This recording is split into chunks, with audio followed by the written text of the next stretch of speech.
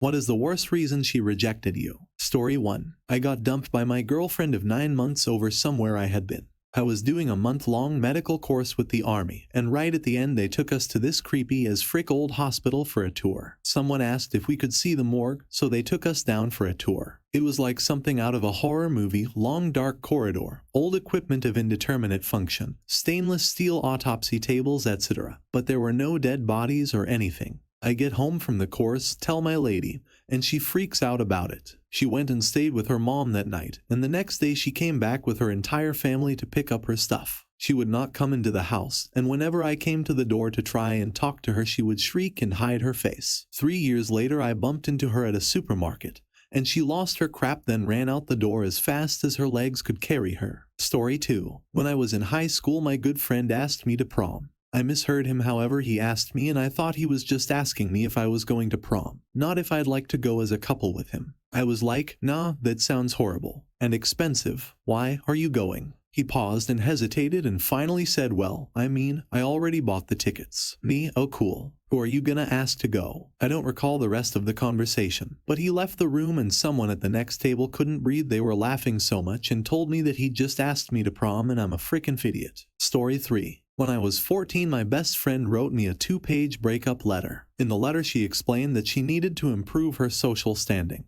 and that she couldn't do that and still be associated with me. She outlined her 14-step plan to become popular, and apparently step 3 was to cut ties with all her unpopular or weird friends. I only read a few lines before I gave it back and told her she was a moron, that it was a stupid plan and that she could do all that and still be unpopular. She just smiled sadly and wished me well in life, unfriended me from everything, and refused to even look at me for 2 months. Well, eventually she realized her plan was bullcrap and that her relationship with the popular kids actually got worse because of it, sort of like the end half of Mean Girls, and came crawling back. I like to think I handled that whole situation with maturity and grace, but it really messed me up for a while. And it's still one of the most hurtful things a person has ever done to me. Edit. So she's still my best friend and I love her very much. Everybody does mean crap when they're kids. I did some pretty hurtful stuff to her as well during school. We're adults now and we understand that there's more important crap than being popular. She's one of the greatest things in my life and I'm lucky to have her. She still writes me 2-page letters and her handwriting is tiny. Also, what the frick is up with all these teen girls writing breakup letters to their friends? We can't have all been that fricking dramatic. Story 4. My parents found out your black hangs up. Edit. I was in 9th grade when this happened. We had been talking on the phone and texting for half of that year before he dropped this bomb on me. I ended up moving away and he called me out of the blue once we both moved out of our parents' house and into college dorms. Stupid me was reasoning with myself, maybe moving out has broadened his horizons. Not even 2 minutes into the call he began laughing, asking why I sound like a black girl, and started mocking me. I've always received the exact opposite response. Well, you talk so proper, or you sound like a white girl. So yes, indeed, they did me a favor, but it hurt nonetheless. This was in 2012. Story 5. He told me it was weird dating someone so much younger, especially since I was just 1 year older than his little brother. This was lame, because he was only 2 years older than me. We were in high school. It was also a lie, because he later dated my best friend who was, admittedly,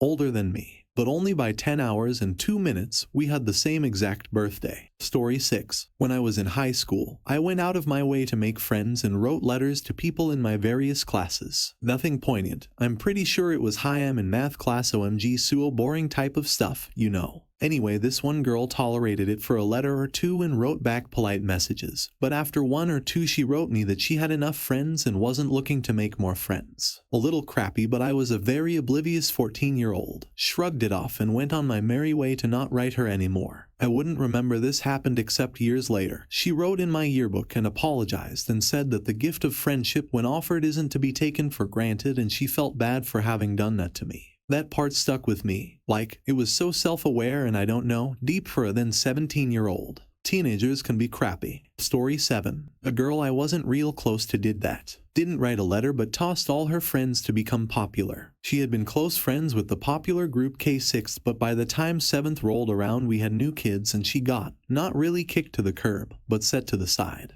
8th grade she told everyone that she could not be seen talking to us. She was only going to be friends with the popular girls. She told me, even though we weren't friends. I didn't like it and rarely spoke to her. I went out of my way to tell her hello. I would yell it across the hallway. Even the group she was trying to befriend knew what I was doing and blocked her out. She forgot I was friends with them all. I think she lasted 2 weeks before crawling back to her friends. Story 8. Was friends with this girl since I'd met her. My mom worked in the hospital and had saved her mom's life after a really bad car accident that claimed her aunt's life, from 2nd grade up until 7th grade. Then she decided she wanted to be in the popular crowd and I didn't make the cut, seeing as I befriended all the underdogs when I entered middle school. So she pretended I didn't exist at first, then eventually went on to making fun of me in front of the popular girls so they'd like her. It hurt, but what hurt more is the stuff I'd hear the popular girls say about her behind her back. How they'd make fun of her for having raggedy clothes and being poor. We all lived in the same damn poverty-stricken Detroit area city. How they could judge. She was naive and still blindly followed them wherever they went. Luckily I escaped the district by high school, so what became of her after 8th grade. Next thing I knew of her whereabouts, she'd moved down to Florida to pop out a bunch of kids with an abusive crackhead. I had to piece out of her life after I seen her defending his behavior after he got killed in a drive-by. There's some people you just can't fix. Story 9. You're a great woman and I know you'll make someone the happiest man on earth someday, but I also know that man is not me.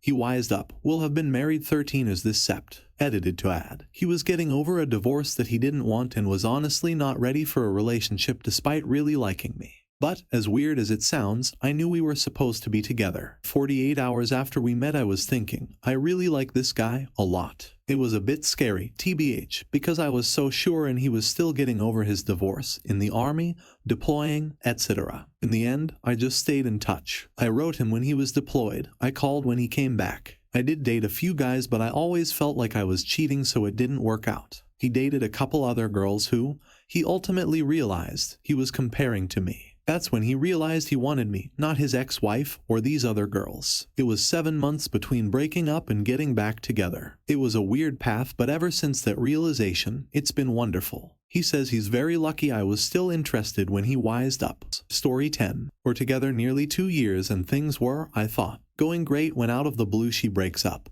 giving me the reason that she thought things were getting too serious and might lead to marriage, and it concerned her that I wasn't Christian. Let me mention that in all the time we were together, she never went to church. I never witnessed her praying or even saying anything to indicate that she might be religious in any way. I later found out from a friend in common that she eventually hooked up with a very Christian guy who didn't believe in a man going down on a woman, but he expected oral from her. She was complaining to the friend that she missed my skills in that department. I'm generally not a petty person, but I will admit I felt very vindicated when I heard that. Story 11. His exact words, I would date you but I don't want my friends making fun of me for dating a fat chick. Years later and I think of this every time I look in the mirror, divided by. Edit, me and the guy were hooking up at the time. I had zero intention of dating him as he was 2 years younger than me and did not give any indication that I wanted to date, which made the statement confusing. 4 years later and the guy still saved my number in Snapchat. He hits me up when he's in town to hook up. I always say no. Last time he texted me was last week. What makes it gross is he has a GF and tries to cheat on her any chance he gets. I blocked his hash and Snapchat, creeped out because he still thinks of me. Story 12. When I was much younger, I dated a girl who was 5'5" and about 200 pounds. We meet online, so I had gotten interested before I knew what she looked like. At first, I was self-conscious about her weight,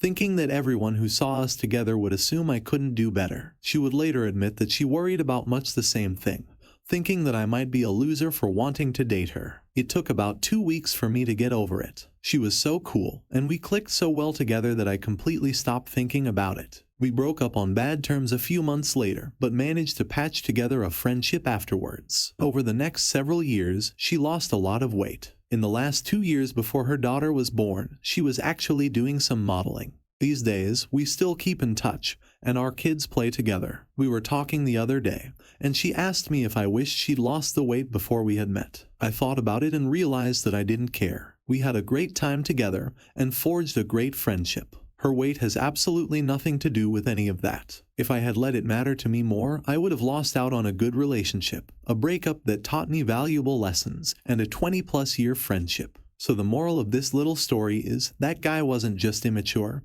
he was also a freaking moron. Story 13. I'm in this dynamic with a guy I really like. Our living arrangements are very different, so we talked finances, and he makes over $150K, and I make under $25K. I have tried explaining how it isn't possible for me to eat out and pay for fancy stuff all the time, or even split, and he's so far very receptive. Apparently his exes all made similar money to him. It is really hard for me, as a woman, to figure out how I can contribute because it is really intimidating. He saved up $5K for when his friend comes into town for a week, and all I could think is how it would pay off one of my student loans. Not that I would want him to use his money on me, but the idea of having that sort of money to blow on doing whatever is impossible for me to relate to. He says things aren't about the money, it's about spending time together, but doesn't understand how tight my budget is and how I don't have vacations or vacation time and how I can't take a week off work. I'm typically pretty confident, but it's definitely a conversation that needs to be had much more in depth.